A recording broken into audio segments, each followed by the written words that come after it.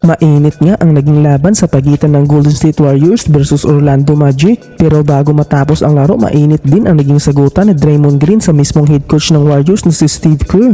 Nangyari ito sa third quarter nang magdesisyon ng timeout si Steve Kerr at magplano ng maigi, pero tila'y hindi dito sumang-ayon si Draymond Green at tila'y may gustong sabihin na dapat din sundin. Nagpatuloy nga ang kanilang sagutan hanggang sa mag-walkout na lang itong si Draymond Green patungo sa locker room, at ang masama dito ay hindi na nga bumalik si Draymond Green, at dahil dyan aminado na sumama ang loob ni Draymond Green sa mismong head coach. Pero may sinabi dito si Steve Kerr na may everything is private sa dulo patungkol sa kanilang sagutan ni Draymond Green. Ngunit kalaunan may magandang sinabi naman si Coach Steve Kerr kay Draymond Green.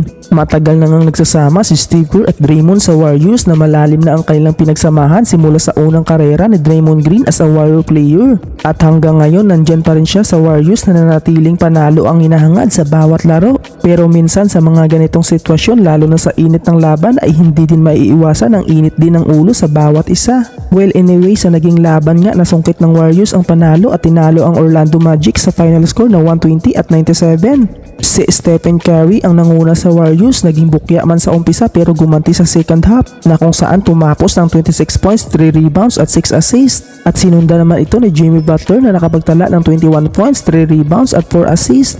At ito, Moses Moody nagpakitang gilas na kung saan tumapos ng 20 points, 3 rebounds at 3 assists. Samantala para naman sa Orlando Magic, gaya ni Stephen Curry, naging bukya din sa umpisa si Paolo Banchero. Pero sa second half biglang sumabog at tumapos ito ng 21 points, 12 rebounds at 7 assists. Malaki din sana ang naitulong ni Desmond Bane na merong 20 points, 4 rebounds at 3 assists. Pero sa dulo ng laban, sa Golden State Warriors pa rin ang panalo.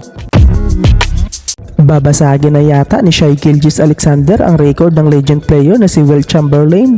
Nakasalukuyang merong 100 straight 20 points game si SGA at 26 na lang na 20 points per game ang kanyang hahabulin upang tuldukan ang record noon ni Wilt Chamberlain na merong 126 straight 20 points per game. Hindi malabo na mahihigitan ni Shai Gilgeous-Alexander ang record ni Wilt Chamberlain dahil alam naman natin ang galawan ni SGA sa court na isang tunay na scoring machine ng OKC, at dagdagan pa sa kanyang free throw merchant na basic lang pumunto sa free throw line.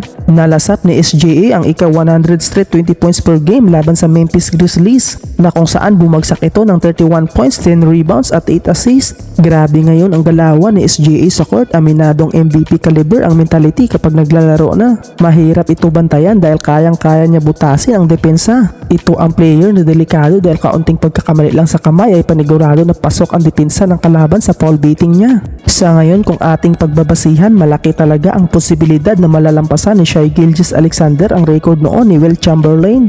Dahil sa season na ito, mas lalong tumibay si SGA na mayroong average game na 32.5 points, 4.9 rebounds at 6.5 assists per game.